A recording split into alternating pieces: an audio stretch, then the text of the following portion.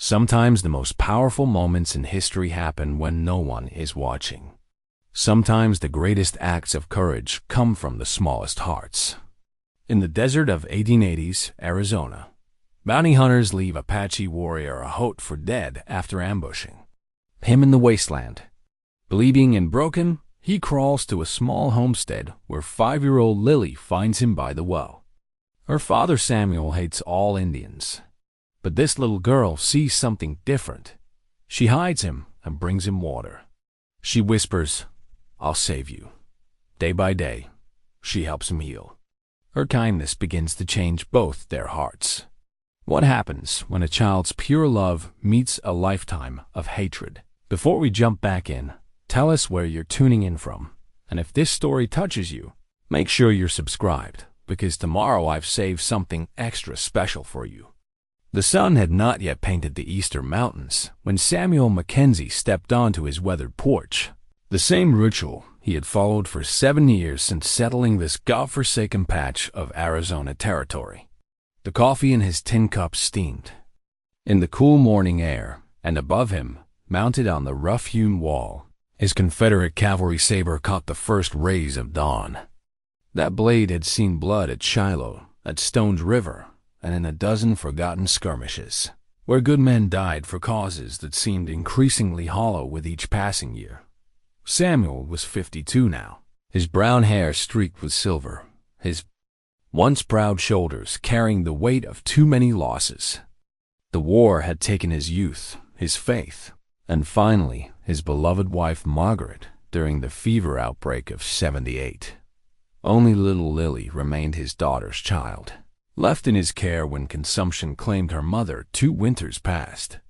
At 5 years old, Lily possessed her grandmother's gentle spirit and an unsettling fearlessness that often made Samuel's heart clench with worry. The homestead itself reflected Samuel's pragmatic nature. Built from adobe bricks and timber hauled from the distant mountains, it stood solid against the harsh desert winds. A vegetable garden, carefully tended and protected by a fence of mesquite branches, provided what sustenance the unforgiving land would yield. The well, hand-dug through rock and sand, offered the precious water that meant the difference between life and death in this vast wilderness. "Grandpapa, the chickens are being stubborn again." Lily's voice drifted from the small co-op behind the house. Her speech carried the careful pronunciation of a child raised among adults, mixed with the natural curiosity that made her question everything from why the stars disappeared in daylight to whether the lizards that scurried across the rocks had families like people did. Samuel smiled despite himself. The child had a way of finding wonder in the smallest things, a gift that both blessed and worried him. This territory was no place for wonder. It was a place where harsh reality separated the living from the dead with swift, unforgiving judgment. The nearest town, Copper Springs, lay 15 miles southeast, a collection of weathered buildings that served the scattered ranchers, miners, and drifters who scratched out existence in this remote corner of the territory. Once a week, Samuel made the journey for supplies, always with his rifle across his saddle and his sidearm loaded. The Apache wars might be officially over, but scattered bands still roamed the vast desert, and not all the violence came from native hands. Bandits, claim jumpers, and men running from the law found easy refuge in the endless expanse of rock and sand. Samuel's own relationship with the Apache people was complicated by bitter experience. During his cavalry days, he had fought alongside units tasked with removing the tribes from their ancestral lands. He had seen the courage of Apache warriors, had grudgingly respected their knowledge of this harsh country, but he had also witnessed the aftermath of raids on isolated settlements. The images haunted him: still families destroyed, children taken, the cycle of violence that seemed to have no end.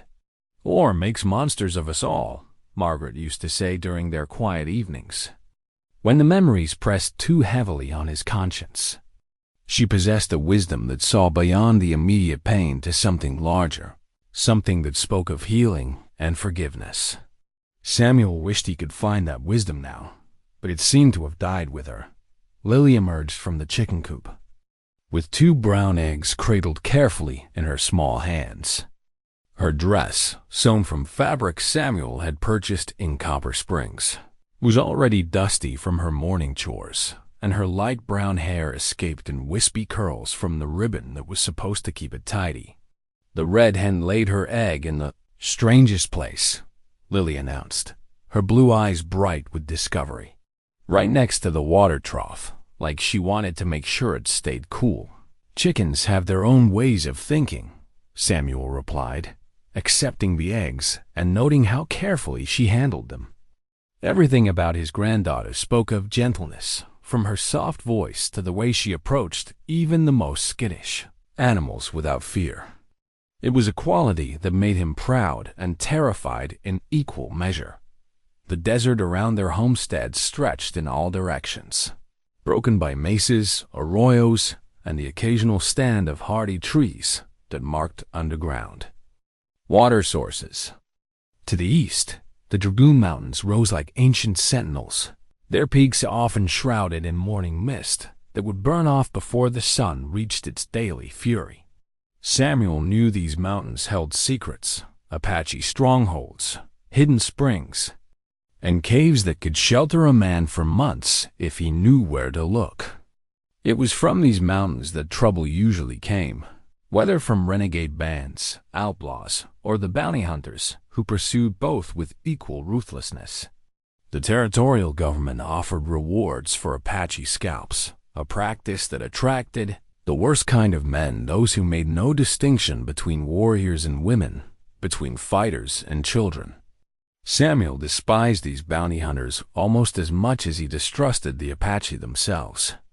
"Tell me again about Grandmama's garden," Lily requested as they walked toward the house, a ritual that had become as regular as sunrise. Samuel had told her the story countless times, but she never seemed to tire of hearing about the roses Margaret had somehow coaxed to bloom in Tennessee soil, or the herb garden that filled their old home with the scents of basil and lavender dot. As Samuel began the familiar tale, his eyes automatically swept the horizon, a habit formed by years of living in dangerous country. Nothing moved in the morning stillness except a red-tailed hawk circling high overhead and a small dust devil dancing across the flats in the distance. The desert might appear empty to untrained eyes, but Samuel knew better. This land was always watching, always testing, always ready to claim the unwary. Inside the adobe house, the rooms held the simple furnishings of frontier life, mixed with a few precious reminders of a gentler world. Margaret's china, carefully wrapped and stored, emerged only on special occasions. Her books, including a warm Bible and a volume of poetry, occupied a small shelf Samuel had built with his own hands. These remnants of civilization seemed fragile in this harsh place, but they anchored something important: the memory of beauty, of refinement, of a world where 5-year-old girls could grow up safely surrounded by love and learning. Lily settled at the wooden table with her breakfast while Samuel prepared for the day's work. The horses needed tending. The garden required watering before the sun grew too fierce, and a section of fence had come loose during the last windstorm. Each task demanded attention in this country, where small oversights could become fatal mistakes. As he moved through his morning routine, Samuel found his thoughts drifting to the changes he had witnessed in this territory over the past decade. When he first arrived, Apache bands still moved freely across their traditional hunting grounds, following ancient patterns that connected water sources, seasonal camps, and sacred sites. The conflict between their way of life and the advancing tide of settlers seemed as inevitable as it was tragic. Now, most of the Apache people had been forced onto reservations, their warriors either dead or confined, their children sent to distant schools where they were forbidden to speak their own language or practice their customs. Samuel understood the practical arguments for these policies, but something about the completeness of the defeat troubled him. Margaret would have said it was his conscience speaking, reminding him that victory without honor was no victory at all. "Grandpapa, why do you look sad when you think about the old days?" Lily's question interrupted his brooding. The child possessed an uncanny ability to read his moods, perhaps a necessity for someone who had learned early that adults carried heavy burdens. "Sometimes remembering hurts more than forgetting," Samuel replied, settling beside her with his own cup of coffee. "But forgetting can be dangerous too. We need our memories to help us make better choices." Lily nodded with the seriousness of a much older person, though Samuel suspected she understood more about the importance of memory than about the specific content of his regrets. Children possess their own wisdom. He had learned a clarity that came from seeing the world without the layers of justification and compromise that complicated adult perspective. The morning sun climbed higher, and with it came the heat that would define the day. By afternoon, the desert would become a furnace that tested every living thing's determination to survive. But for now, in these precious early hours, the world held a kind of peace that made Samuel remember why he had chosen this difficult place. Here, far from the noise and chaos of towns and cities, a man could hear his own thoughts, could measure his life by the rhythm of seasons rather than the demands of others. As Lily finished her breakfast and prepared for her morning exploration of their small domain, Samuel felt the familiar mixture of contentment and concern that defined his days. This child was his responsibility, his connection to a future he might not live to see, his chance to pass on something better than the bitter lessons war had taught him. In her innocent questions and fearless curiosity, he glimpsed the possibility of a world where understanding might triumph over hatred, where the cycle of violence that had defined his generation might finally be broken. But such hope seemed fragile in this harsh country, as delicate as Margaret's china, and just as likely to shatter when tested by the unforgiving realities of frontier life. 15 miles north of Samuel's homestead, in a narrow canyon where ancient waters had carved strange shapes from red stone, Ahote crouched beside a small spring, cupping the precious liquid to his lips. At 53, he moved with the careful economy of a man who had survived decades in a country that killed the careless and the weak. His weathered face bore the marks of countless battles, a scar across his left cheekbone from a cavalry saber, a white line along his jaw where a bullet had passed too close, and eyes that held the accumulated weight of watching his people's world disappear. He wore the simple clothing of a man traveling light buckskin shirt and leggings, moccasins that made no sound on stone, and a knife at his belt that had served him faithfully since his youth. Around his neck hung a small medicine pouch, and thrust through his graying hair was a single eagle feather, the mark of a warrior who had counted coup in battle and earned the respect of his people. Ahote knew the bounty hunters were close. For 3 days, he had led them through the maze of canyons and mesas, using every trick learned in a lifetime of warfare to stay ahead of their pursuit. But the horses gave them an advantage his aging legs could not match forever, and the silver bounty hunter's badge one of them wore caught the sunlight, like a signal of his approaching doom. The territorial government's offer of $50 for Apache scalps had brought these men into the desert hard-eyed, killers who made no distinction between warriors and peaceful people, between men and women, between adults and children. Ahote had seen their work before, had found the remains of families who had never raised a hand against anyone.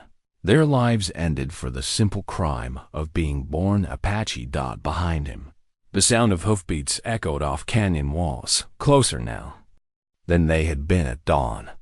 3 men, all armed with rifles and the kind of casual cruelty that made killing into commerce. Their leader, a man called Briggs, wore a badge that gave legal cover to murder.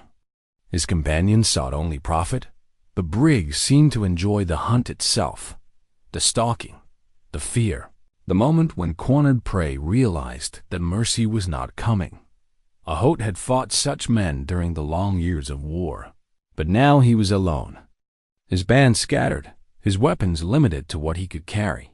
The young warriors who might have stood beside him were dead or imprisoned on distant reservations, forbidden to practice the ways that had sustained their people for countless generations. He was perhaps the last free Apache in this part of the territory, and when he died, something irreplaceable would die with him.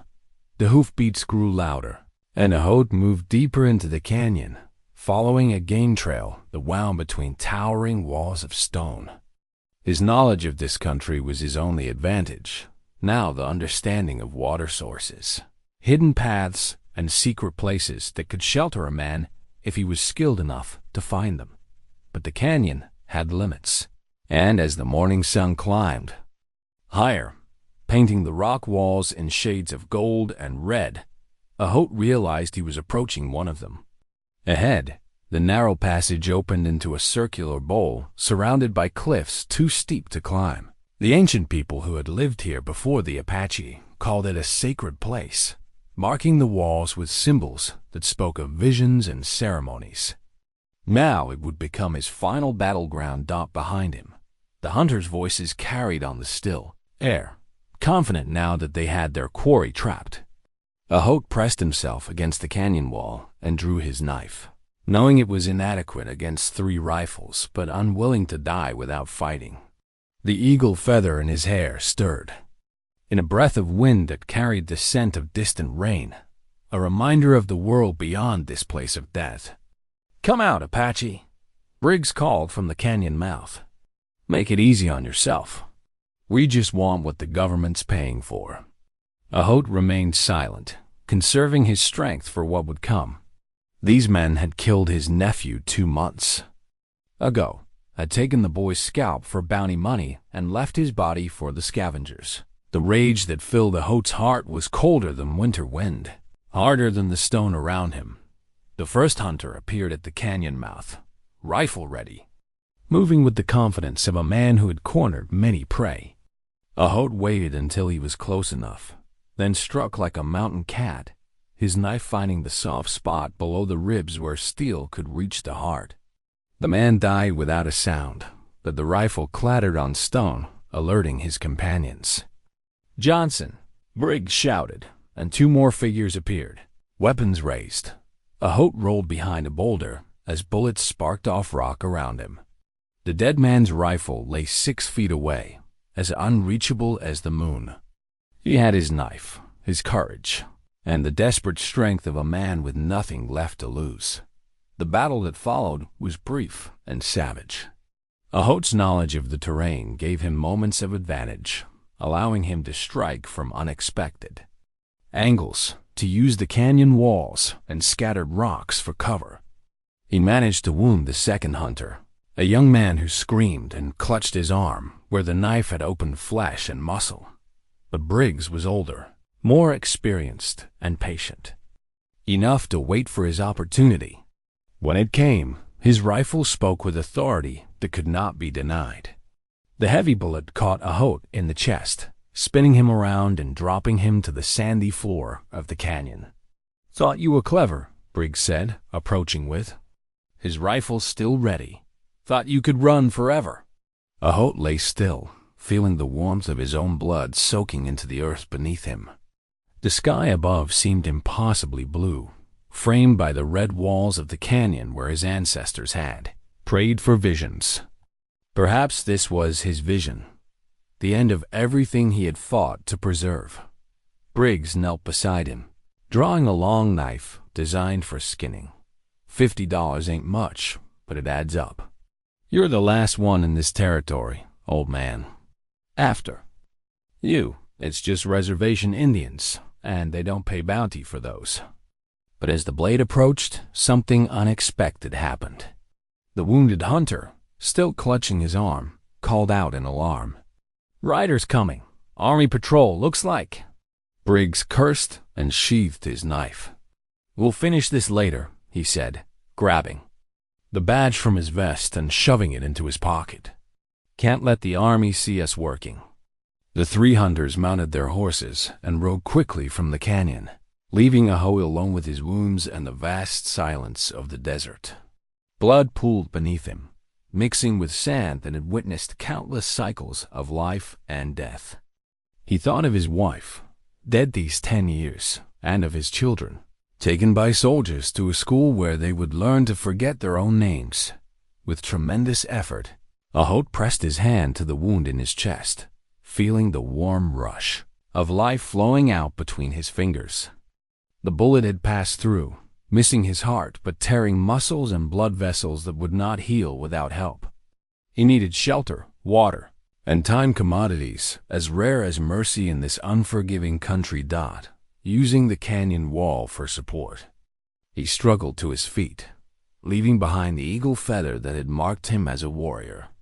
Its significance seemed to belong to another world now, a world where honor and courage meant something more than targets on a bounty hunter's list. What mattered now was simple survival, the animal determination to keep breathing for one more hour, one more mile, one more day. The sun climbed toward its new fury as Ahote began his desperate journey south, following instincts that told him water and shelter lay in that direction. Each step sent fresh waves of pain through his chest, and he could feel his strength ebbing with every drop of blood that stained the desert sand. But something kept him moving, perhaps the memory of his people's stories about warriors who refused to die until their purpose was fulfilled. Behind him, the sacred canyon held its secrets, marked now with the violence that had defined too many Apache lives. The ancient symbols on the walls would outlast the men who had fought here, would continue their silent testimony to the enduring human search for meaning in a world that often seemed devoid of it. As the wounded warriors stumbled across the trackless desert, leaving a trail any skilled tracker could follow, he had no way of knowing that his path led toward a small homestead, where a 5-year-old girl drew water from a well each morning, or that his arrival would set in motion events that might finally break the cycle of hatred that had consumed so many lives. The desert watched with its ancient patience as Ahote McKay, perhaps the last free Apache warrior in Arizona territory, began what might be his final journey toward an uncertain salvation. The morning sun had barely crested the eastern peaks when Lily made her discovery. She had been carrying her wooden doll, a simple thing carved by her grandfather's careful hands and dressed in scraps of blue calico when she heard the sound. That changed everything. Not quite a groan, not quite a breath, but something that spoke of pain so deep it seemed to rise from the earth itself. Following the sound with the fearless curiosity that both blessed and worried Samuel, Lily rounded the corner of their adobe house and saw him, a man, dark-skinned and bloodied, collapsed beside their stone while like a broken bird fallen from flight. Her first instinct was neither fear nor alarm, but the simple recognition that here was someone who needed help. "Are you hurt?" she whispered, approaching with the same gentle care she used with wounded animals. The man's eyes opened, dark eyes that held depths of experience beyond her understanding, and fixed on her small face was something like wonder. Ahote had expected many things in what he thought would be his final moments. He had expected the burning sky, the merciless sun, the gradual surrender to blood loss and exhaustion. He had not expected to see a child, white-skinned and golden-haired, looking at him with concern rather than terror. "Water," he managed to whisper in English, the language of his enemies that had been forced upon him in his youth. Without hesitation, Lily lowered her doll to the ground and reached for the tin cup that hung beside the well. Her small hands struggled with the rope and bucket, but she managed to draw up the precious liquid and bring it to his lips. The water was cool and sweet, tasting of hope in a world that had offered little of either. "You're bleeding a lot," Lily observed with the practical directness of a child raised in harsh country. "Grandpapa says bleeding is bad if it doesn't stop." Ahote tried to speak, to warn her that helping him was dangerous, but the effort sent fresh waves of pain through his chest. Instead, he found himself studying this small person who showed no fear of his appearance. No revulsion at his wounds. No suspicion of his presence on her family's land. "I need to hide you," Lily announced, as if this decision required no debate. Grandpapa doesn't like Indians much. He gets all tight around the mouth when he talks about them. But you seem nice enough. The simple acceptance in her words struck Ahote like a physical blow. When had anyone last called him nice? When had anyone looked at him and seen a person rather than a problem to be solved or eliminated? Over the following days, Lily proved herself a master of innocent conspiracy. Each morning, she would slip out before Samuel's careful routine began, carrying water in her small hands and whatever food she could manage without arousing suspicion. She discovered that Ahote could shelter in the space between the well house and the main dwelling, where shadows fell deep and Samuel's path rarely led him. "Why do men hunt you?" she asked on the third day, settling beside him with her doll cradled in her lap. Her blue dress was already dusty from her morning chores, and her hair escaped its ribbon and golden wisps that caught the early light. Ahote struggled with how to explain decades of conflict to a 5-year-old mind. "Some men fear what they do not understand," he said finally. "They think all Apache are the same, that we all want to hurt them. Do you want to hurt me?" Lily asked with the directness that made adult conversations seem unnecessarily complicated. "No, little one. You have shown me kindness. How could I wish harm to someone who gives water to a dying man?" Lily nodded, as if this made perfect sense to her. "Grandpapa says the war made people forget how to be neighbors. Maybe you just need to remember." Each day brought new challenges to their secret alliance. Samuel noticed that supplies were disappearing, small amounts, but enough to make him question Lily's unusual behavior. She had always been curious, but now she seemed distracted during their morning conversations, eager to finish her visible chores and disappear for long periods. "Where have you been spending your mornings?" Samuel asked one day, watching as Lily carefully avoided his eyes, a sure sign that his granddaughter was harboring secrets. "Just exploring," she replied, but her voice carried the careful tone of someone trying very hard to sound casual. "Looking for pretty rocks and watching the lizards." Samuel's veteran instincts told him something was wrong, but his love for the child made him reluctant to press too hard. Lily had lost so much already: her parents, her childhood home, the security that should have been her birthright. If she needed to keep small secrets, perhaps that was part of learning to navigate a complicated world. Meanwhile, Ahote's strength slowly returned under Lily's careful ministrations. The bullet wound in his chest began to close, though he knew the scar would remind him forever of how close death had come. More surprising was the gradual healing of wounds he had not realized he carried, the bitter certainty that all white people were enemies, the conviction that kindness was a luxury his people could not afford. "Tell me about your people," Lily requested one morning, settling cross-legged beside his hiding place with her doll carefully arranged in her lap. "What are your stories like?" Ahote found himself sharing tales he had not spoken aloud in years, stories of Coyote the Trickster, of the first people who emerged from the earth, of warriors who could speak with eagles and shamans who danced with the spirits of the mountains. Lily listened with the rapt attention of someone discovering a new world, asking questions that showed she understood more than her years would suggest. "We have stories too," she said when he paused. "Grandpapa tells me about Grandmama's garden and about the war when he was a soldier. But your stories are different. They make me think about the lizards and the rocks and the mountains, like they're all part of one big family." Her innocent observation struck closer to the heart of Apache worldview than many learned scholars had managed. Ahote found himself smiling, something that had become foreign to his face in recent years. But their growing friendship brought new dangers.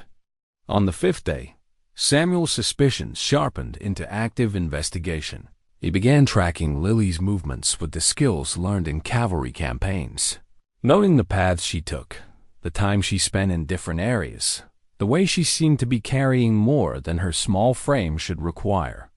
"Why are you following?" "Me, Grandpapa?" Lily asked that evening, her blue eyes holding an innocence that fooled neither of them. "Because I love you," Samuel replied honestly, "and because something's not right. You're keeping secrets, child, and secrets in this country can get people killed." Lily fell silent, her small hands twisting the fabric of her dress.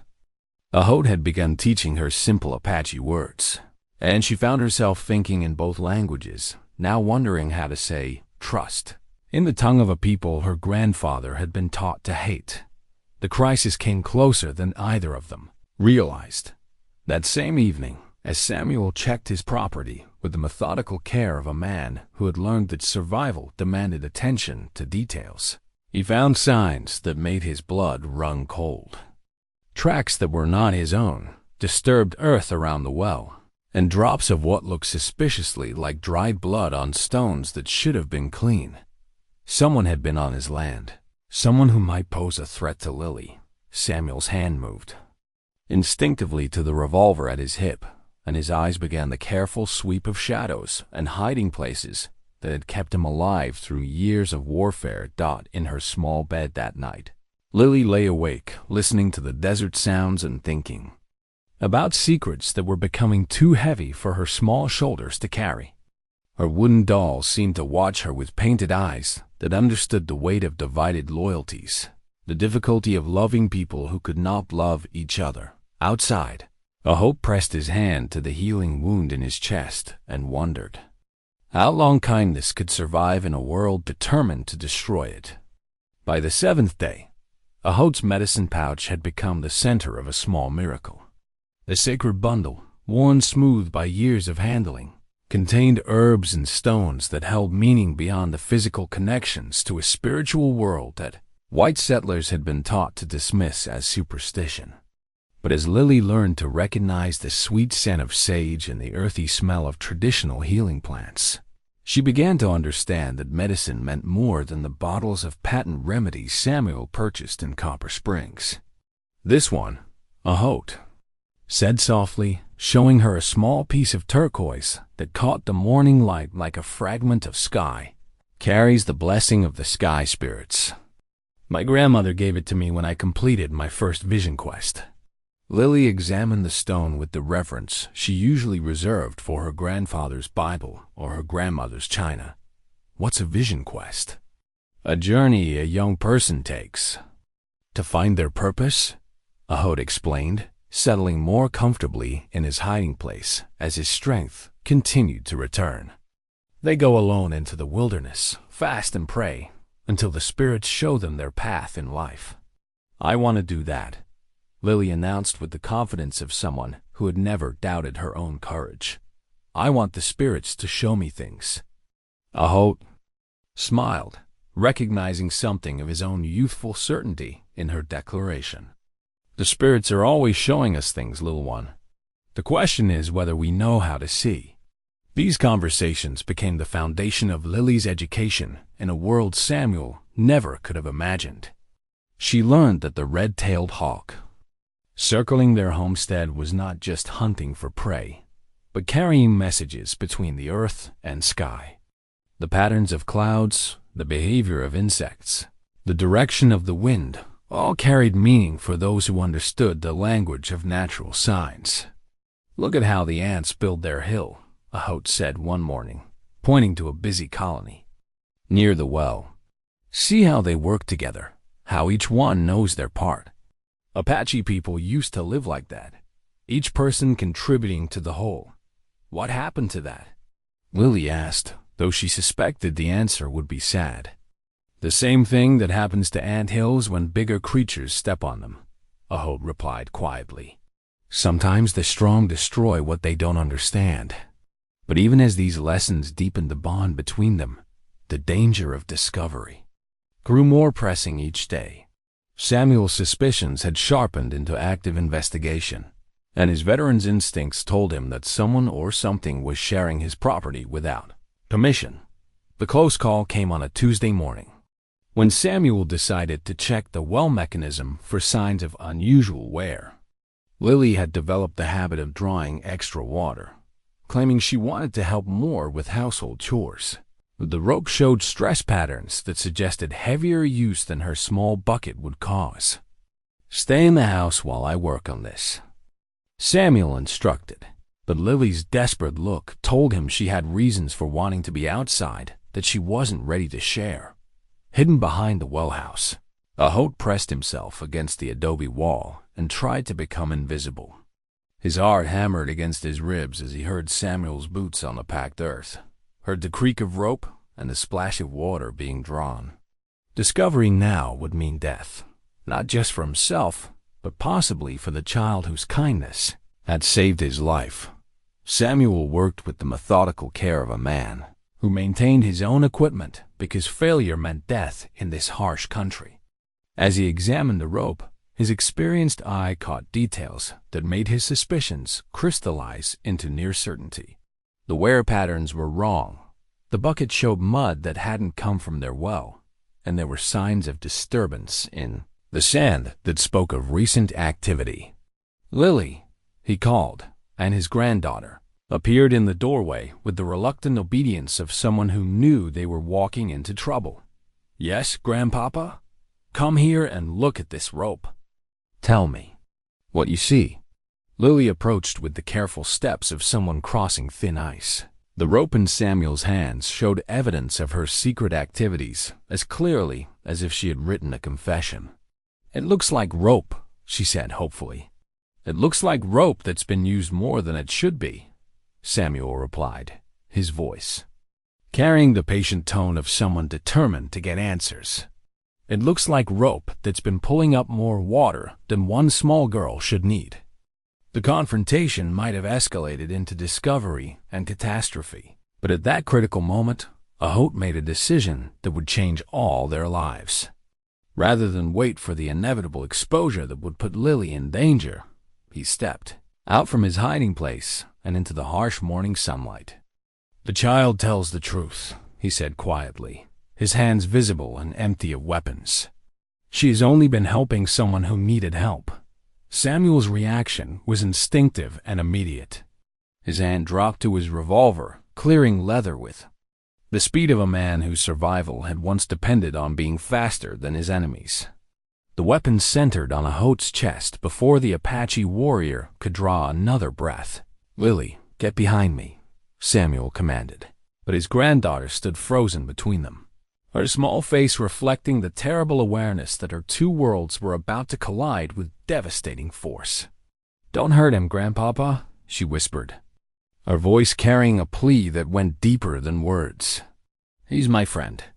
He tells me stories and shows me things about the desert. He's not bad." Samuel's mind raced through possibilities and implications. An Apache warrior on his land, apparently wounded, hidden and helped by his granddaughter for days without his knowledge. The tactical situation was clear. He held the advantage of surprise and superior weapons. The emotional situation was infinitely more complicated. "How long?" Samuel asked, his revolver never wavering from its target. 7 days, Ahote answered truthfully. 7 days since your granddaughter showed mercy to a dying enemy. Why didn't you kill us in our sleep? Why didn't you take the child for hostage?" The questions revealed the depth of Samuel's assumptions about Apache character, assumptions built on years of conflict and bitter experience. Ahote met his eyes steadily, recognizing the genuine confusion behind the hostility. "Because she gave me water when I was dying," Ahote said simply. "Because she asked nothing in return for her kindness. Because she listened to my stories and shared her own. How does a man repay such gifts with violence?" Samuel felt something shift in his understanding, a crack in the certainty that had defined his relationship with Apache people for decades. The warrior before him was not the savage of newspaper accounts and military briefings. This was a man capable of gratitude, of restraint, of something that looked remarkably like honor. But years of conditioning and the weight of responsibility for Lily's safety kept his weapon trained on Ahote's heart. The three of them stood frozen, in a tableau of conflict and possibility, waiting for someone to make the choice that would determine whether understanding or violence would write the next chapter of their story. The standoff stretched through heartbeats that felt like hours. Samuel's revolver remained steady, trained on Ahote's chest, while Lily stood between them like a small bridge over a chasm of hatred that had defined generations. The morning sun climbed higher, and with it came the awareness that this moment would determine whether understanding or violence would shape their future. "Grandpapa," Lily said softly, her voice carrying a wisdom that seemed far beyond her 5 years. "Remember what you told me about Grandmama's garden? How she made beautiful things grow in ground that seemed too hard for anything good." Samuel's jaw tightened, but his granddaughter's words reached something deeper than his soldier's training. Margaret had possessed a gift for seeing potential, where others saw only problems, for nurturing hope in the most unlikely circumstances. It was a quality he had tried to pass on to Lily, though he had not expected it to be tested in quite this way. "This is different," Samuel said, though his voice lacked the conviction it carried moments before. "This man is hurt," Lily interrupted with the fearless honesty that had become her trademark. "He was hurt and bleeding, and I helped him because that's what Grandmama would have done. That's what you taught me to do." Ahote stood perfectly still, understanding that any movement might tip the balance toward violence. But he also recognized something in the older man's face, a flicker of uncertainty, a crack in the armor of assumptions that had shaped his worldview. It was enough to risk words. "I have a granddaughter," Ahote said quietly. She would be about this one's age now, if the soldiers had not taken her to the schools where they steal children's names and teach them to forget their people. The words hit Samuel like a physical blow. He had heard about the Indian schools, had even supported them as a practical solution to the Apache problem. But standing here, looking at a man whose pain mirrored his own loss, the policy suddenly seemed less like progress and more like a different kind of warfare. "You're lying," Samuel said, but the accusation carried no real force. Ahote slowly reached into his shirt and withdrew something that made Samuel's breath catch. It was a photograph, creased and faded, showing a young Apache girl with bright eyes and a smile that could have belonged to any beloved child. Beside her stood a woman in traditional dress, both looking at the camera with the solemnity that formal portraits demanded. "My daughter and her daughter," Ahote said simply. "Both taken from me. My daughter died of the wasting sickness on the reservation. The child was sent away to learn the white man's ways. I have not seen her in 3 years." Samuel found himself looking at the photograph with the eyes of a grandfather rather than a soldier. The little girl's face held the same combination of innocence and curiosity that he saw in Lily every day. The woman's expression carried the protective love that every parent felt for their children, regardless of the color of their skin or the language they spoke. "Why are you showing me this?" Samuel asked, though his revolver had begun to waver slightly. "Because your granddaughter has shown me that not all white people see Apache as animals to be hunted," Ahote replied. "Because she has reminded me that children carry the hope of better tomorrows. If we can keep from destroying that hope with our old hatreds." Lily moved closer to her grandfather, her small hand touching his arm with gentle insistence. "He knows about growing things too, Grandpapa. He showed me which plants can heal cuts and which ones the animals eat when they're sick. He knows about the desert, like you know about horses and cattle." Samuel's mind struggled with concepts that challenged everything he had been taught about Apache people. His military experience had shown him only the warfare, the raids, the violent resistance to territorial expansion. He had never considered what knowledge and wisdom might be lost when entire cultures were destroyed. Never thought about the individual stories hidden behind the broad brush of official policy. In his adobe house, mounted above the fireplace where it caught the morning light, Samuel's Confederate cavalry saber seemed to watch this confrontation with the silent weight of history. That blade had drawn blood in service of causes that now seemed distant and complicated, had been part of conflicts where right and wrong were not as clear as the participants had believed. The photograph in Ahote's weathered hands told a different story, not of faceless enemies, but of families separated by forces beyond their control, of love that transcended the boundaries drawn by politicians and generals. Samuel found himself remembering his own losses, the way grief and anger had shaped his understanding of the world, the bitter taste of defeats that seemed to multiply with each passing year. "What do you want from me?" Samuel asked finally, his weapon still raised but no longer quite so steady in his grip. "Nothing," Ahote replied honestly. "I ask for nothing except what your granddaughter has already given, the chance to heal, to remember that mercy exists in a world that often seems to have forgotten it. And then I will leave. I will find my own people, what remains of them, and try to help them survive in the world that is coming. But I will remember that not all white men are my enemies, just as I hope you might remember that not all Apache are yours." Lily looked between the two men with the intensity of someone who understood that adult words carried weight beyond their immediate meaning. In her small hands, she still clutched the wooden doll that had been her companion. Through so many conversations with Ahote, the simple toy that had become a bridge between two worlds. "Can we trust him, Grandpapa?" she asked, though her tone suggested she had already made her own judgment about Ahote's character. That Samuel studied the Apache warrior's face, searching for signs of deception or hidden threat. What he saw instead was a man marked by loss and hardship, but not broken by them. There was dignity in Ahote's bearing, a quiet strength that reminded Samuel of soldiers he had respected even when they wore different uniforms. Slowly, reluctantly, Samuel lowered his revolver, though he did not holster it entirely. "I'm not saying I trust you," he said carefully, "but I trust her, and she seems to think you're worth the risk." The tension in the clearing did not disappear entirely, but it shifted into something more manageable, wariness rather than immediate hostility, uncertainty rather than predetermined violence. Ahote nodded his acknowledgment of Samuel's conditional acceptance, understanding that trust would have to be earned through actions rather than words. "There is something else you should know," Ahote said quietly.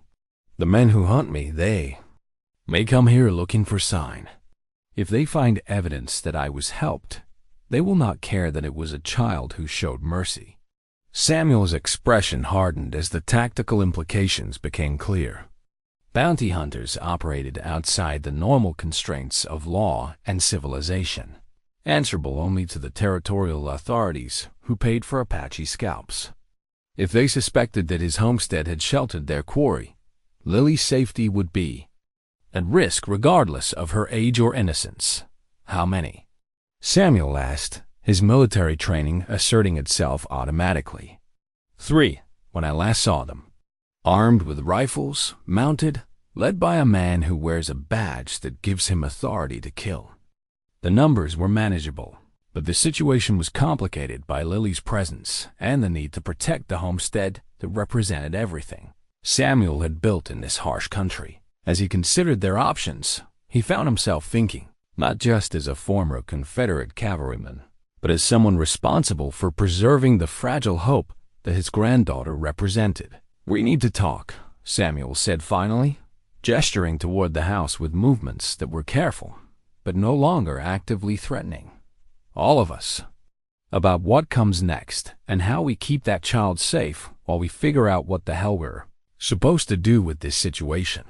As they moved toward the adobe dwelling, none of them noticed the distant dust cloud that marked riders approaching from the north, or the glint of sunlight off metal that suggested weapons carried with the confidence of men who had never been denied their prey. Inside the adobe house, the atmosphere carried the fragile tension of a truce that might shatter at any moment. Samuel's worn Bible lay open on the wooden table, its pages marked with years of searching for answers to questions that seemed to have no solutions.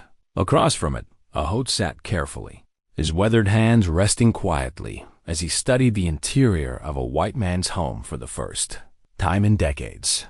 The contrast between their worlds was evident in every detail. Samuel's few possessions spoke of a life shaped by loss and practical necessity. The military precision of tools arranged for efficiency, the careful preservation of Margaret's china as a reminder of gentler times, the photographs of people who existed now only in memory. Yet there was also warmth here, evidence of love in the small touches that spoke of Lily's presence and influence. "Tell me about the men hunting you," Samuel said, settling into his chair with the careful movements of someone whose trust was conditional and hard-won. His revolver lay within easy reach, a reminder that their conversation balanced on a knife's edge of possibility and danger. Ahote described the bounty hunters with the economical detail of a man who had learned to read enemies the way others read books. "The leader calls himself Briggs, wears a territorial badge that gives him legal cover for murder. The others follow him for money, but he seems to enjoy the hunting itself." "I know the type," Samuel said grimly. "War brings out the worst in some men, gives them a taste for killing that peace can't satisfy. They find new wars to fight, new justifications for old appetites." Lily sat between them, her wooden doll arranged carefully in her lap, listening to adult conversations that dealt with realities she was only beginning to understand.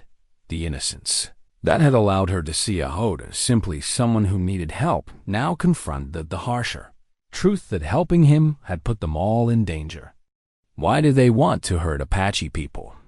she asked with the directness that made adult evasions impossible. Samuel and Ahote exchanged a look that carried the weight of decades of conflict, the accumulated pain of losses that had shaped both their lives. How could they explain to a 5-year-old the complex forces that had turned neighbors into enemies, that had made survival contingent on the destruction of others? "Fear," Ahote said finally. "Fear makes people do terrible things. When people are afraid, they sometimes try to destroy what frightens them instead of trying to understand it." "But you're not scary," Lily said, her logic cutting through layers of justification and propaganda with childish clarity. "You're just sad sometimes, like Grandpapa gets when he looks at Grandmama's pictures." The comparison struck both men with unexpected force. They were indeed alike in their grief, marked by losses that had shaped their understanding of the world and their place in it. Samuel's wife, Ahote's family, casualties of different conflicts, but united in their absence, in the empty spaces they had left behind. "Perhaps," Samuel said slowly, "we've all forgotten how to see each other clearly. War has a way of making everyone look like enemies, even when they're just people trying to protect what they love." As if summoned by his words, the sound of approaching hoofbeats drifted through the desert air. Samuel's military instincts engaged immediately, reading the rhythm and number of horses, the confident pace that suggested riders who expected no opposition. Ahote's head tilted slightly, his expression sharpening as he recognized something familiar in the approaching sounds. "3 riders," Samuel said quietly, moving to the window with practiced stealth. "Coming fast, directly toward the house." "It's them," Ahote confirmed, his voice carrying the flat certainty of a man who had learned to distinguish between different types of danger. "They followed my trail here." The tactical situation was clear and desperate. 3 armed bounty hunters against 1 wounded Apache, 1 aging Confederate veteran, and a 5-year-old child. The adobe walls would provide some protection, but the house had not been designed as a fortress, and a prolonged siege would favor the attackers. "Lily," Samuel said with the calm authority that had once commanded cavalry companies, "I need you to go to the root cellar and stay there until this is over. Take your doll and don't come out no matter what you hear." "No," Lily said with surprising firmness. "I won't hide while people try to hurt my friends." "This isn't a discussion, child. She's right," Ahote interrupted, his words surprising both of them. "Not about staying she must be protected, but about friendship. If we're truly friends, then we face this together, each doing what they can." Samuel found himself looking at the Apache warrior with new understanding. This was not the savage of newspaper accounts, but a man who understood honor, who valued the bonds that connected people across the artificial divisions of race and history. Outside, the hoofbeats grew closer, and with them came voices carried on the desert wind. Rough voices, confident and cruel, discussing their prey with the casual callousness of men who had made murder into a business. "Mackenzie!" Briggs's voice called across the open ground. "We know you're in there, old man. We're looking for Apache sign, and it leads right to your door." Samuel positioned himself at the window, his rifle ready but not yet visible to the approaching riders. Beside him, Ahote crouched with his knife drawn, understanding that this moment would determine not just their survival, but the possibility that understanding could triumph over hatred. "What do you want?" Samuel called back, his voice carrying the authority of a man defending his own land. "Just want to check your property for sign of the Apache we've been tracking. Territorial law gives us that right, and we mean to exercise it." The lie was smooth and confident, backed by weapons and the assumption that frontier justice favored those strong enough to enforce their will. But Samuel had faced such men before, had learned to recognize the difference between legal authority and armed bullying. "My property is posted," Samuel replied firmly. "You have no authority here without a warrant from the territorial judge." Laughter drifted across the desert air, harsh, mocking sound that spoke of men who had never been seriously challenged in their pursuit of prey. These bounty hunters were accustomed to intimidating isolated settlers, to taking what they wanted through superior firepower and casual brutality. "Old man, you don't seem to understand the situation," Briggs called back. "We can do this easy, or we can do it hard. Either way, we're going to search your property." In the tense silence that followed, Lily made a decision that would change everything. Before either man could stop her, she stepped to the door and opened it wide, standing in the frame with her. Small shoulders squared and her chin raised in defiance. "This is our home," she called out with the fearless clarity that had defined her character from the beginning.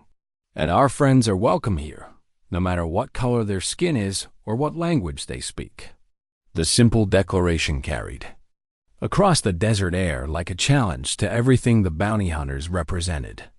In that moment, Samuel understood that his granddaughter had grown beyond his ability to protect her innocence, had chosen to take her stand on the side of justice regardless of the cost. The confrontation that followed Lily's brave declaration unfolded with the terrible inevitability of a storm that had been gathering for years. Briggs and his men dismounted with the confidence of predators who had cornered their prey, weapons ready but not yet raised in open threat.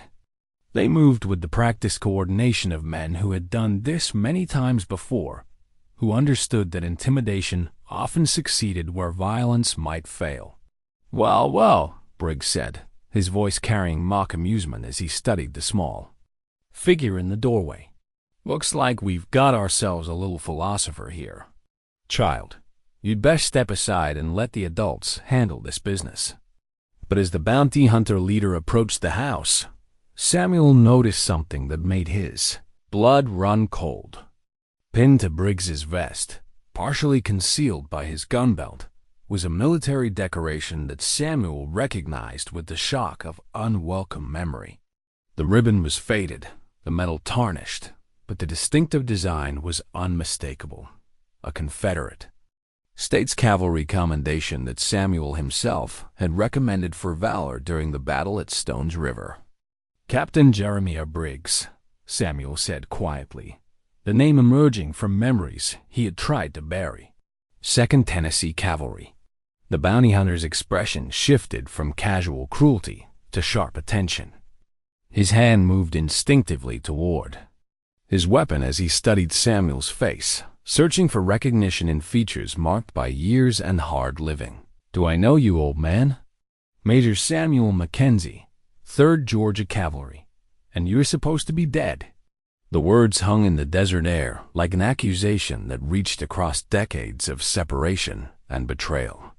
Ahote, listening from inside the house, heard something in Samuel's voice that spoke of old wounds being reopened, of discovery that went beyond the immediate threat. "Mackenzie," Briggs repeated slowly, his memory working through the years to place the name with events he had thought safely buried in the past. "Well, I'll be damned." The major who wouldn't look the other way when certain opportunities presented themselves. Samuel felt the pieces of an old puzzle falling into place with sickening clarity. During the final months of the war, when Confederate forces were scattered and desperate, rumors had circulated about cavalry units that supplemented their supplies through raids on civilian targets, Union and Confederate alike. Captain Briggs had been attached to Samuel's command for 6 weeks before disappearing during a nighttime engagement. Reported killed in action when his body could not be found. "You didn't die at Murfreesboro," Samuel said, understanding flooding through him like cold water. "You deserted after you and your men looted that Union supply train and murdered the prisoners." "Survived," Briggs corrected with a grin that held no warmth. "Adapted to changing circumstances." The war was lost anyway. Smart men found ways to profit from the chaos instead of dying for lost causes.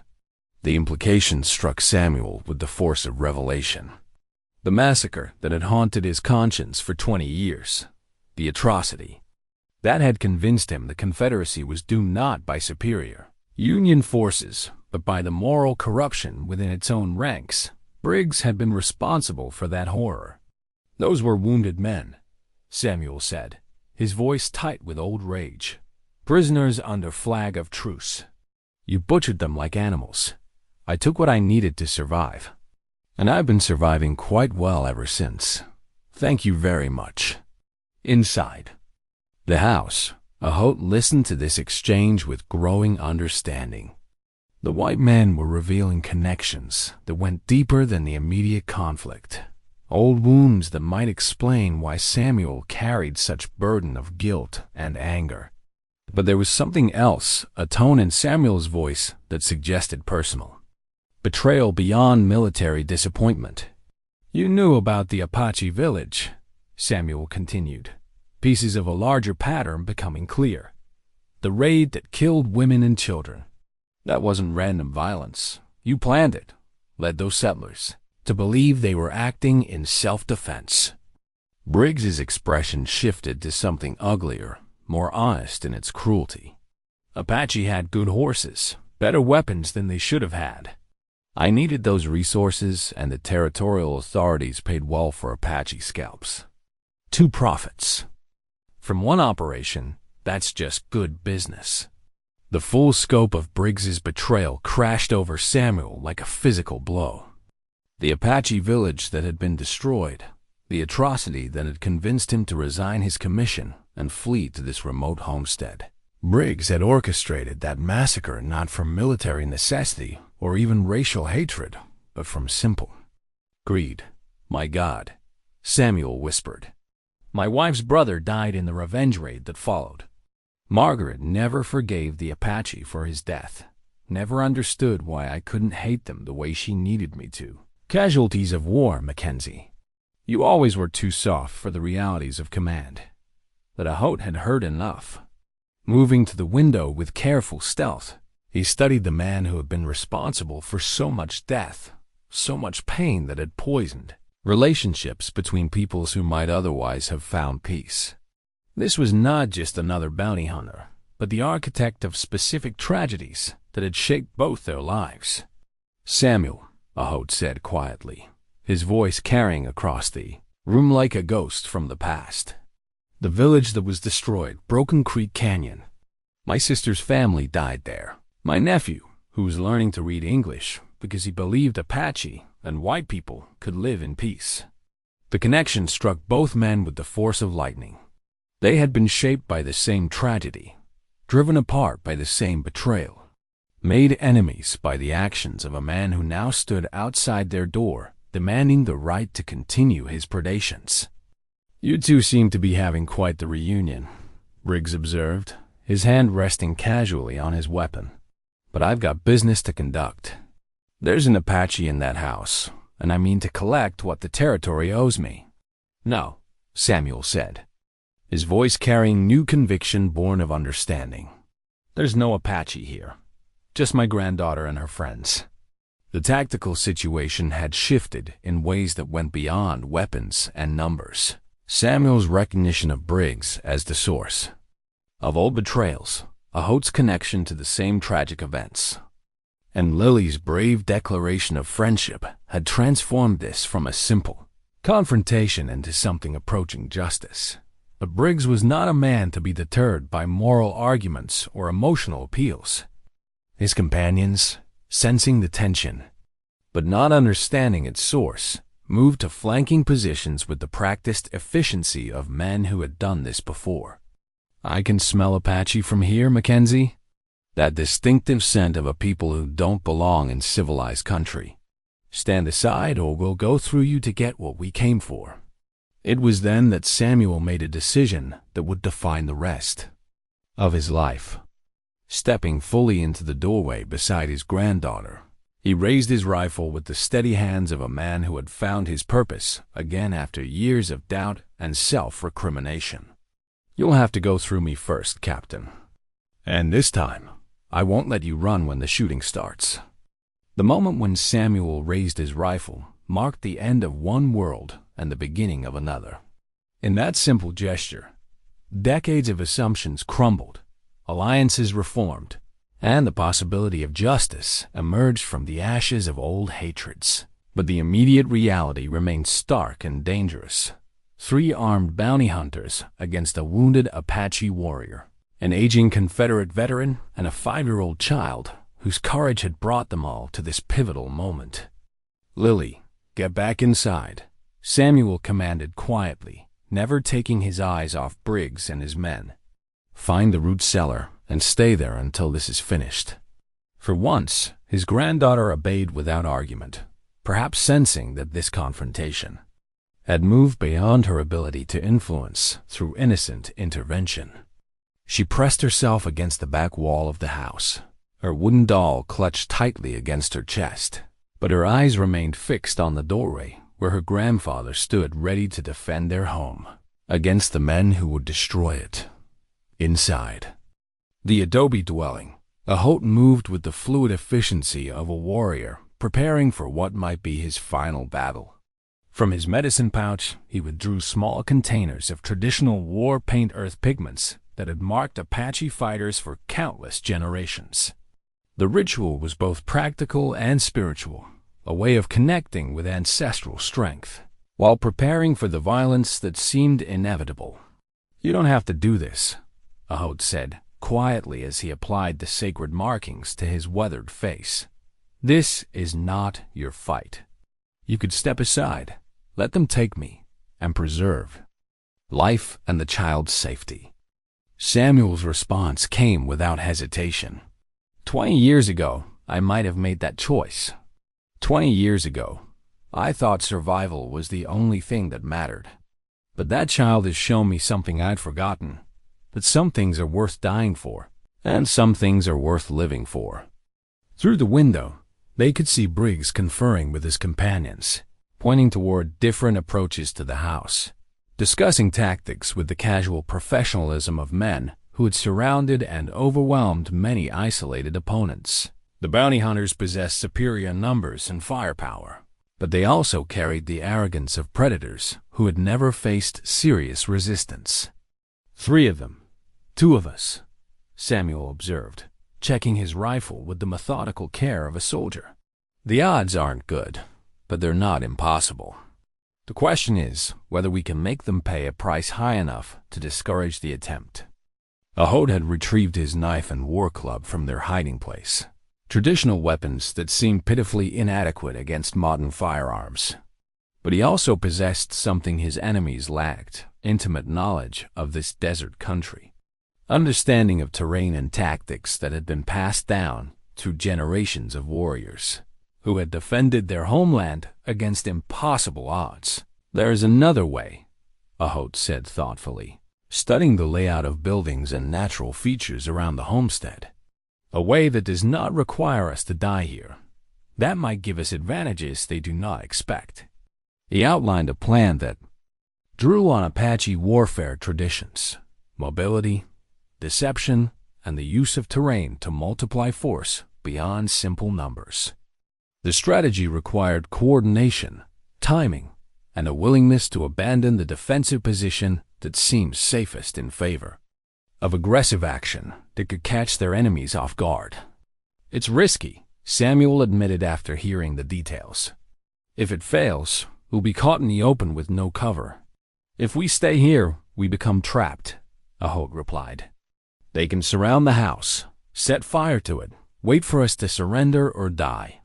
Better to choose our own ground for fighting than to let them choose for us."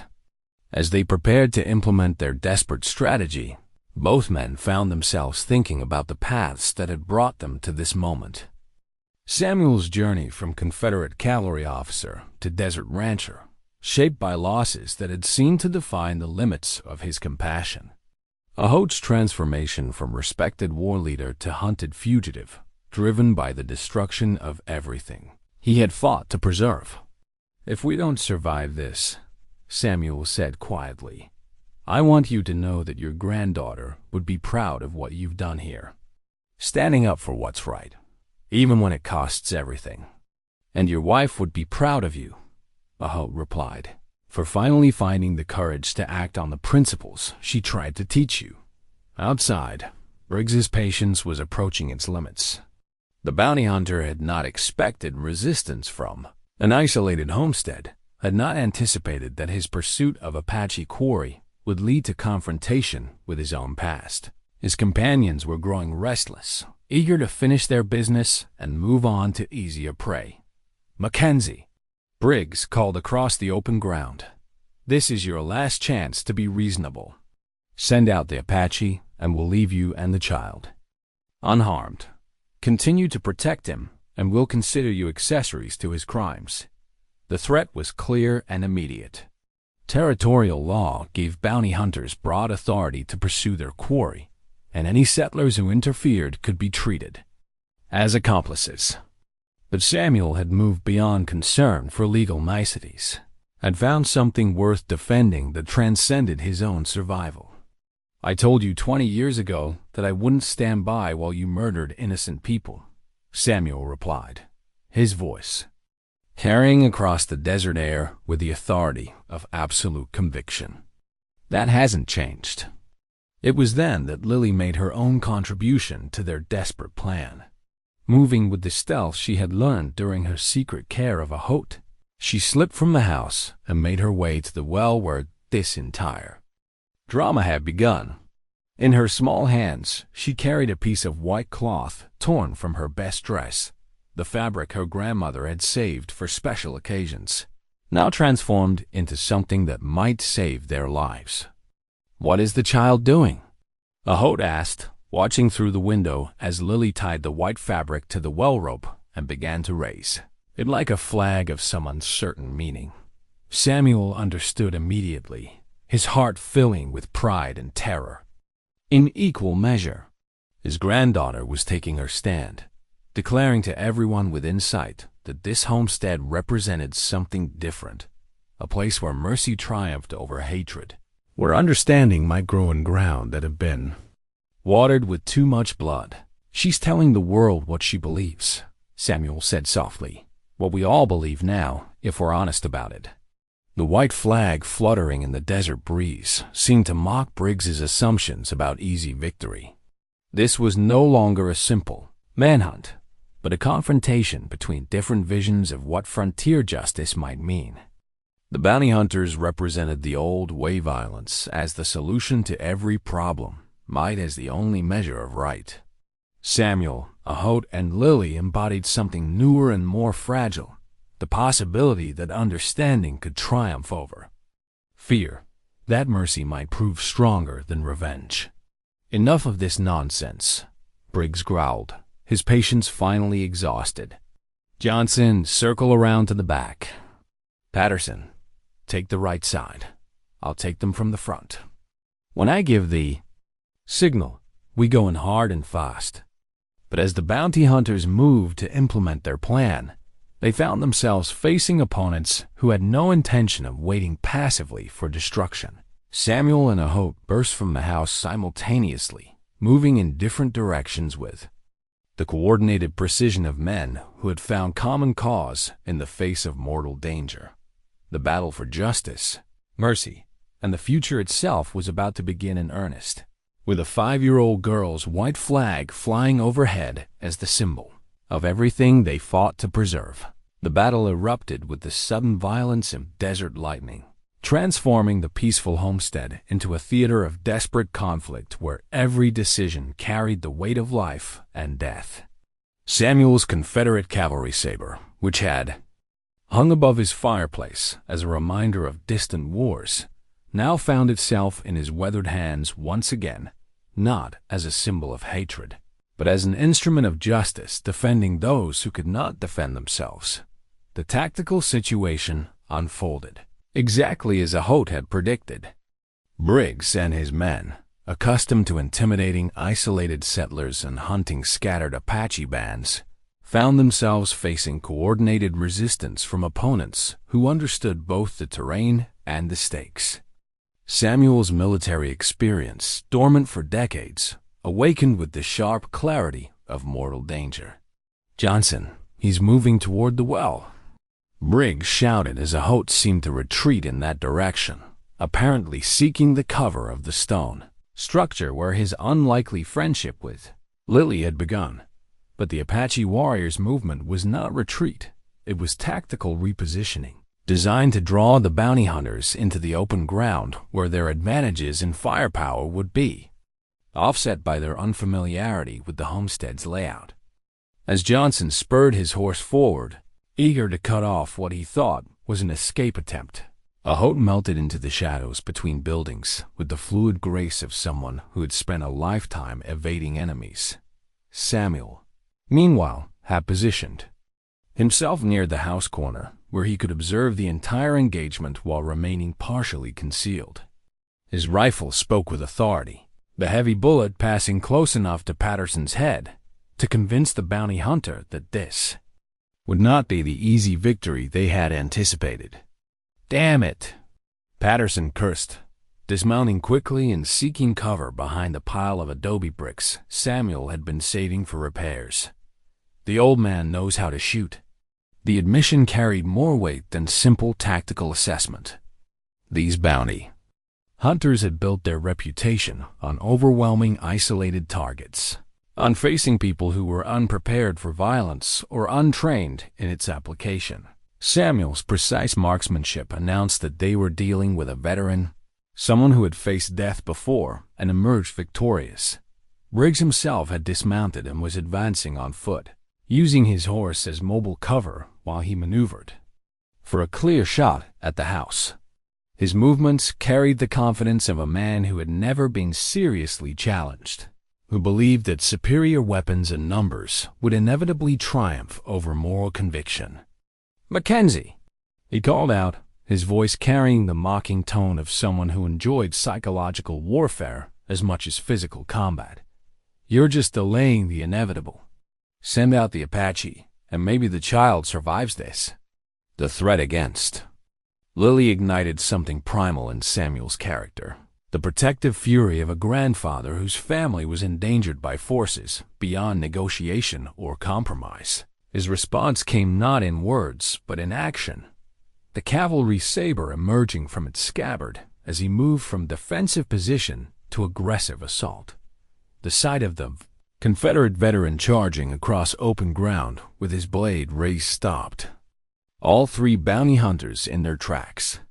This was not the behavior they expected from aging settlers, not the cowering submission that usually followed their displays of superior firepower. Samuel's war cry echoed across the desert with the authority of someone who had decided that death was preferable to dishonor. "Look out!" Johnson shouted, but his warning came too late to prevent the collision between past and present that Samuel's charge represented. The saber, wielded with skills learned in cavalry actions across Tennessee and Georgia, found its mark with devastating precision. Johnson's rifle spun from nerveless fingers as the blade opened his arm from wrist to elbow, sending him stumbling backward with a scream that echoed off the adobe walls. But Samuel's dramatic assault had exposed him to crossfire from the remaining bounty hunters. Patterson's rifle cracked from behind his adobe cover, the bullet tugging at Samuel's shirt sleeve and reminding him that courage without tactics was merely elaborate suicide. It was then that Ahote struck with the silent lethality that had made Apache warriors legendary throughout the Southwest. Emerging from concealment like a desert ghost, he drove his war club into Patterson's skull with enough force to drop the bounty hunter instantly. The man collapsed without a sound, his rifle clattering uselessly on the packed earth. "Two down!" Samuel gasped, pressing himself against the well structure as he tried to locate Briggs in the chaos of dust and gunsmoke that now obscured the battlefield. But the bounty hunter leader had not achieved his reputation through carelessness. Even as his companions fell around him, Briggs was maneuvering toward the house where he knew Lily was hiding, understanding that threatening the child would give him leverage over both Samuel and Ahote. "Apache!" Briggs called out, his voice carrying across the homestead with calculated menace. "I know you can hear me. Come out now, or the little girl pays for your stubbornness." The ultimatum crystallized everything that this battle represented. Here was the moment when mercy and justice would either triumph or be destroyed by the forces of hatred and greed that Briggs embodied. Samuel and Ahote found themselves facing not just a tactical challenge, but a moral test that would define the meaning of their unlikely alliance.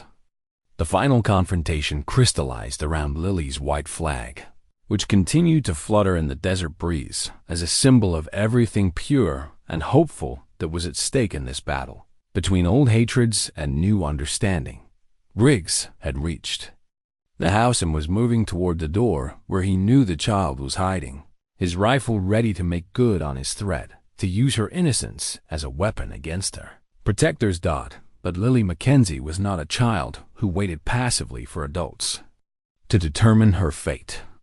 As Briggs approached the doorway, she stepped out to meet him with the same fearless directness that had defined her character from the beginning. In her small hands, she held her wooden doll like a talisman of childhood trust in a world that had forgotten how to value such simple faith. "You're the bad man who hurt my friend," she said with the moral clarity that made adult justifications seem weak and complicated. "Why do you want to hurt people who never hurt you?" Briggs found himself momentarily disarmed by the question. He had expected tears, pleading, the kind of terror that would give him leverage over Samuel and Ahote. Instead, he faced a 5-year-old philosopher whose innocence carried more authority than his weapons. "Child, you don't understand the situation," Briggs said, his voice carrying uncertainty for the first time since the battle began. "That Apache is a dangerous savage who, he tells stories." Lily interrupted with the patience of someone explaining obvious facts to a confused adult. "He knows about plants that heal cuts and animals that can teach you things. He's sad sometimes because bad people took his family away, just like you want to take him away from me." The simple comparison struck Briggs with unexpected force. This child saw no meaningful difference between his actions and those of the soldiers who had separated Apache families, no distinction between legal bounty hunting and simple kidnapping. Her moral universe operated on principles that made his professional justifications seem hollow and self-serving. "Stand aside, little girl," Briggs commanded, but his voice lacked the conviction it had carried moments before. "This isn't your concern." "Yes, it is," Lily replied with absolute certainty. This is my home, and these are my friends, and I won't let you hurt them." It was then that Samuel and Ahote struck simultaneously, moving with the coordinated precision of warriors who had learned to fight as one despite a lifetime of being taught they were enemies. Samuel's approach from the left drew Briggs's attention and weapon, while Ahote materialized from the right with the silent lethality that had made Apache fighters legendary. The bounty hunter's rifle swung toward Samuel, but Ahote's war club descended with devastating force, striking Briggs's wrist and sending the weapon spinning from nerveless fingers. The man who had orchestrated so much death and suffering found himself disarmed and surrounded, facing the justice he had spent decades avoiding. "It's over, Briggs," Samuel said, his own rifle centered on the bounty hunter's chest. "Your men are down, your weapons are gone, and there's nowhere left to run." But Briggs was not a man who accepted defeat gracefully. His hand moved toward a hidden knife with desperate speed, understanding that surrender meant exposure of crimes that went far beyond illegal bounty hunting. The blade cleared its sheath just as Ahote's war club struck again, this time connecting with enough force to end the threat permanently. The desert silence that followed seemed to stretch forever. Lily remained standing in the doorway, her wooden doll clutched against her chest, witnessing the end of a conflict that had shaped her grandfather's life and stolen Ahote's family. Around them, the homestead bore the scars of battle bullet. Holes in adobe walls, bloodstains on sandy earth, the detritus of violence that had finally reached its conclusion. "Is it finished?" Lily asked, her voice small but steady in the aftermath of chaos. Samuel looked at Ahote, seeing not an enemy, but an ally who had helped him find redemption in the face of old betrayals. The Apache warrior met his gaze with understanding that transcended the artificial divisions of race and history, recognizing in this aging Confederate veteran a man who had chosen justice over prejudice when the choice finally mattered. "Yes, child," Samuel said quietly, gathering his granddaughter into his arms, while the white flag she had created continued to wave overhead. "It's finished. The bad men are gone, and they won't hurt anyone anymore." But even as he spoke the words of comfort, Samuel understood that this ending was also a beginning. The friendship between Lily and Ahote, the alliance between former enemies, the possibility that understanding might triumph over hatred. These were seeds that would need careful tending if they were to grow into something lasting and meaningful. The desert wind carried the scent of distant rain, promising renewal in a land that had known too much drought.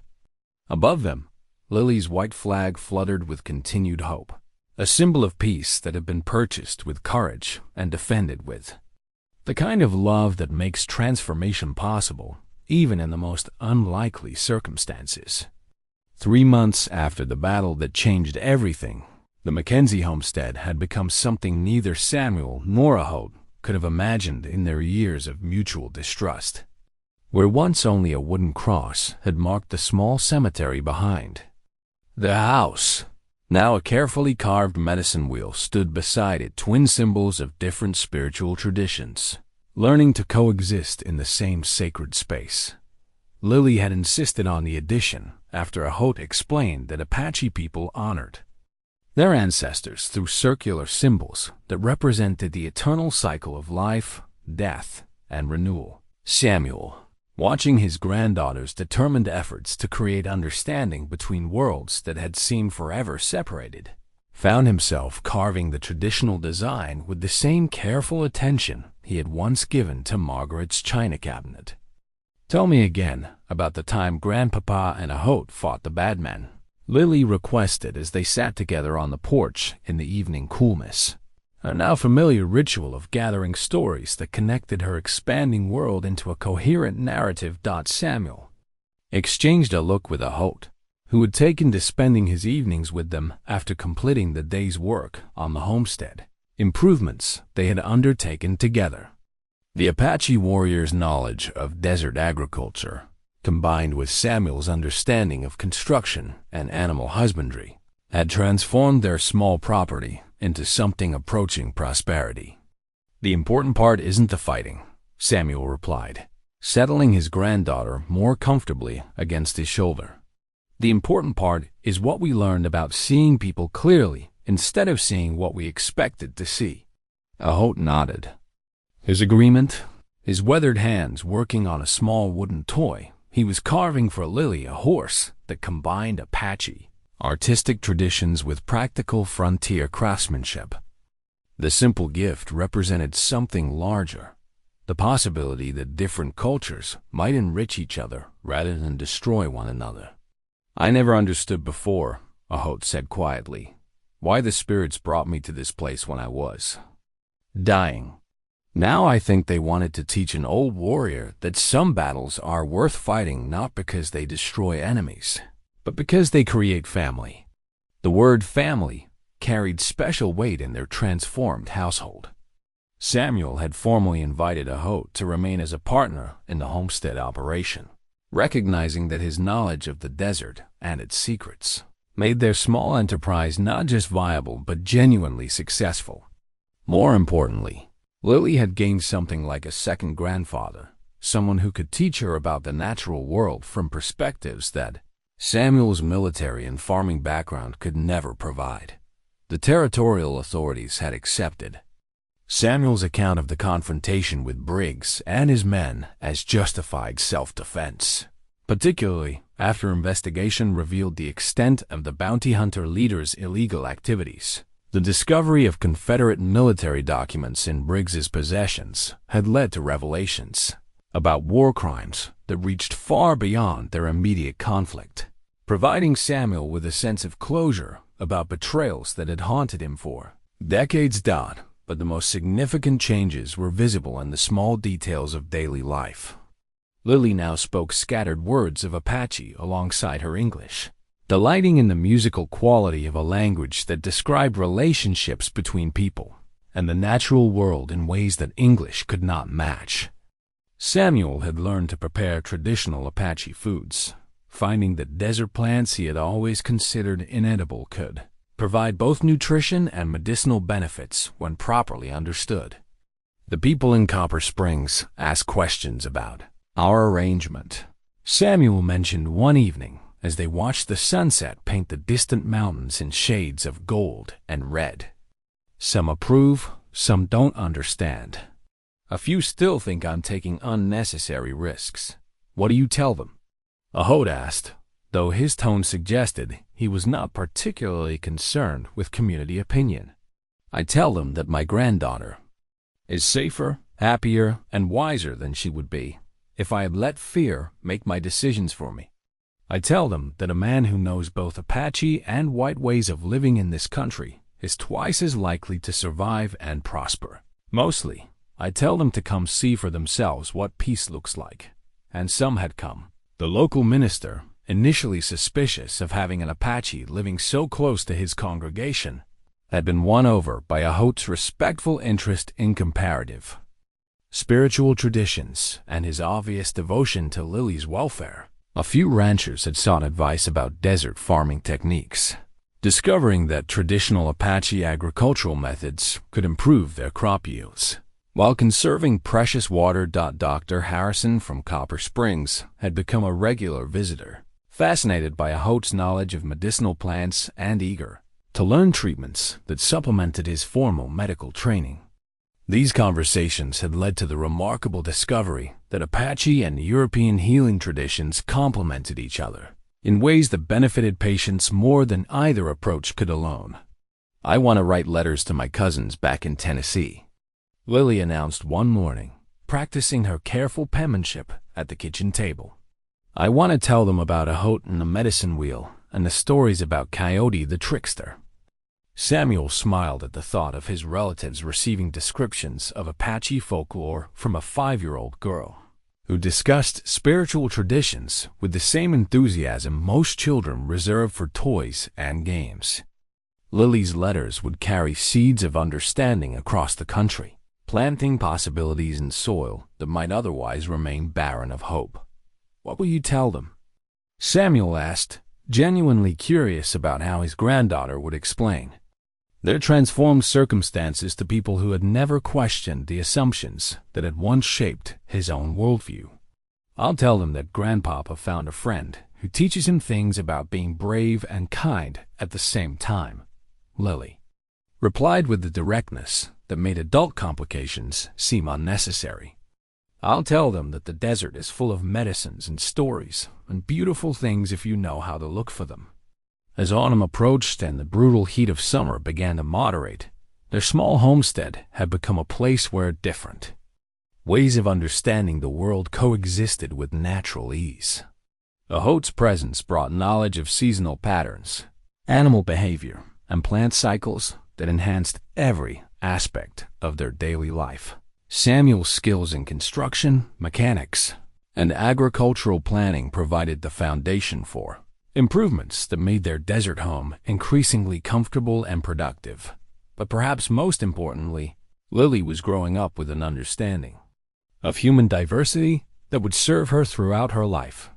She learned that courage came in many forms, sometimes dramatic, like her grandfather's charge with his cavalry saber, sometimes quiet, like Ahote's patient teaching of traditional skills. She discovered that wisdom could be found in unexpected places, that kindness was often more powerful than violence, and that families could be created by choice as well as by blood. Next spring, Ahote said one evening as they watched stars emerge in the vast desert sky, we should plant a larger garden. Your granddaughter has expressed interest in learning how Apache people grow corn and beans together, how the plants help each other grow stronger. Next spring, Samuel agreed, understanding that they were planning not just a garden, but a future that would honor both their traditions while creating something entirely new. We'll plant something beautiful in this hard ground, just like Margaret always said we could. The wooden cross and medicine wheel stood silently in the cemetery behind their house, symbols of different faiths that had learned to share sacred space without diminishing each other.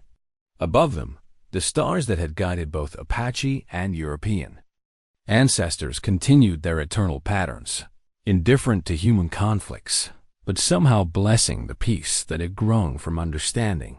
Lily fell asleep between her grandfathers, her wooden doll cradled in her arms, and her dreams filled with stories of warriors who chose mercy over vengeance, of gardens that bloomed in unlikely soil, and of families bound together by love that transcended the artificial divisions that had once seemed so important.